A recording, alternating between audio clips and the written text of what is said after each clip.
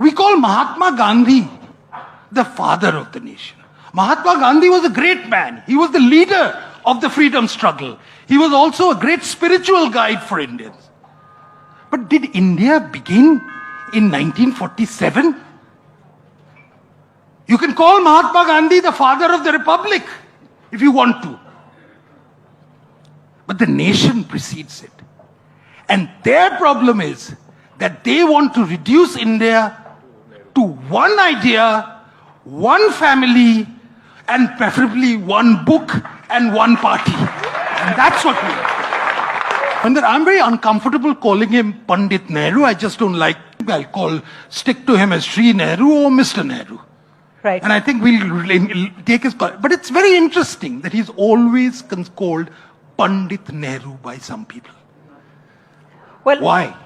So ask yourself that question. Is it Pandit because of a caste, or do they think he's the ultimate repository of wisdom? But what secularism, by introducing it in the preamble, they tried to do was that they tried to codify it. And I think that, if you recall, most of the problems which we have had in India centered on secularism have resulted from after 1976, when an attempt was made to codify it. There has been a deep sense of anxiety over this lack of even-handedness. That laws are not applicable to everybody uniformly. In December 2006, Dr. Manmohan Singh made a very interesting speech to the fellow chief ministers at the National Development Council.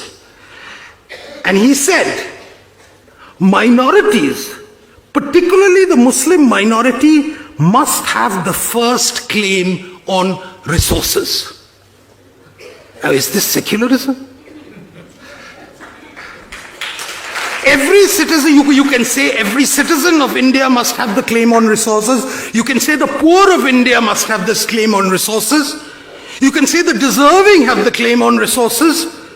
You can even say the state has a claim on resources if you're that way inclined. The intellectual stranglehold which exists among the particular section which says if you talk about the Muslim, if you talk about a uniform civil code, you're being anti-secular. If you talk about the integration of India, you're being anti-secular.